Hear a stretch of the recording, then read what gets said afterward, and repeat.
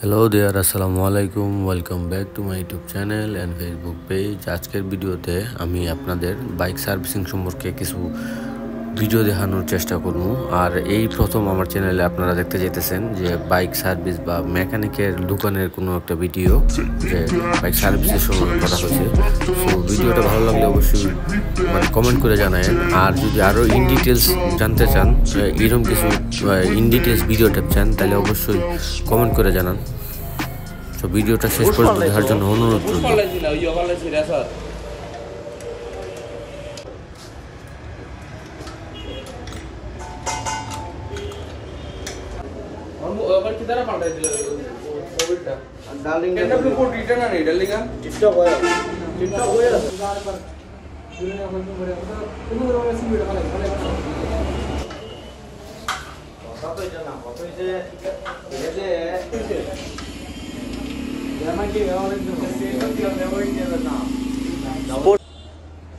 So আজকে recently আমার চ্যানেলে যে MT-15 দেখছেন ওইটা কাজ করানো হইতেছে। এটা সে কাজ করছে আমাদের সুমন ভাই।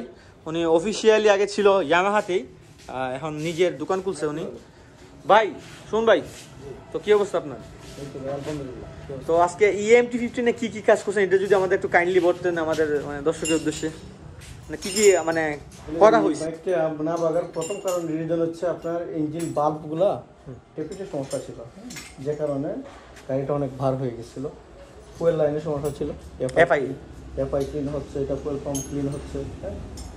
এবং সামনে পাশনে যে একটা ব্রেক শু চেঞ্জ হয়েছে,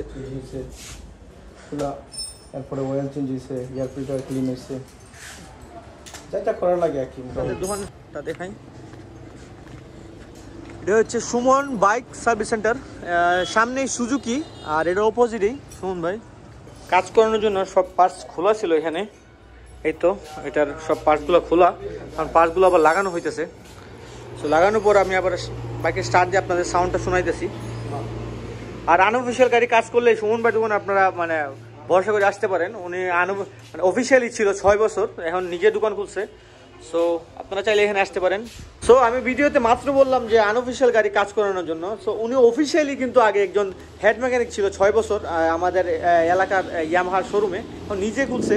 ওনার অফিসিয়াল আনঅফিসিয়াল নিয়ে একটা কিছু বক্তব্য আছে, ওনার অফিসিয়াল আনঅফিসিয়াল নিয়ে একটা বক্তব্য আছে। ভাই একটু বলো। অফিসিয়াল আনঅফিসিয়াল আপনি এমনভাবে বলছেন, কারণ অফিসিয়াল আনঅফিসিয়াল এগুলো এশিয়ার ক্ষেত্রে খাটে, এগুলো বাইরে আসলে এশিয়াই। আর অফিসিয়ালি আনঅফিসিয়ালি অ্যাকচুয়ালি কোনো বিষয় না। এটা জাস্ট ওই বাইক একজনের টাকায় দেখিনছে, এটি হলো সবচেয়ে বড় কথা। এখন আপনি এশিয়াই শোরুমে কাজ করাবেন না বাইরে কাজ করাবে, এটা যে নিজস্ব ব্যাপার। হ্যাঁ, আপনারা চাইলে অফিসিয়াল হোক বা আনঅফিসিয়াল হোক, ইয়ামাহা বা বিভিন্ন ইসিও ওয়ালা বা লেটেস্ট যে বাইকগুলো আছে উনি সবগুলো কাজ করতে পারে আমাদের হবিগঞ্জে। অফিসিয়ালি শব্দটা ব্যবহার করে এসিআই মানুষের বিকাশ করে এমটিটা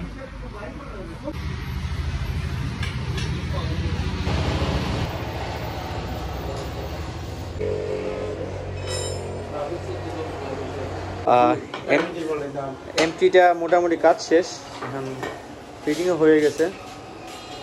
তো আমরা এখানে দাঁড়াইছি, MT-15টা সার্ভিস করানো হয়েছে, এখন টেস্ট ড্রাইভের জন্য যাচ্ছে। ভাই যাও, তুমি দেখে আসো, যাও।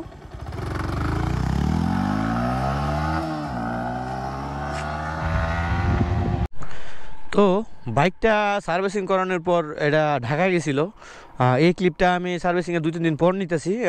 হোপসো শুক্রবার এটা ব্লগের সাথে এডিট করে আপলোড করে দিব।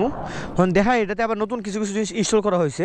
স্টক যে লুকিং গ্লাসটা ছিল ওইটা চেঞ্জ করে এটা লাগানো হয়েছে। এটা দেখতে অনেকটা সুন্দর, but I don't think so এটা কোনো কার্যকরী।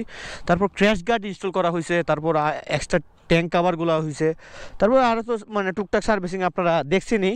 বাট আমি হোপসো নেক্সট ভিডিওতে আরও ভালো করে কিছু একটা দেখানোর চেষ্টা করব। সো এটা মোটামুটি এখন গাড়িটা অনেক ফ্রি হয়েছে, আগের থেকে বেটার।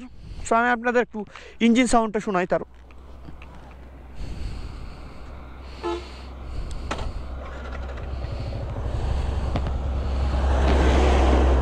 আগে পিক আপ দিলে পরে একটু আটকে যেত বা জাম হয়ে যেত। তখন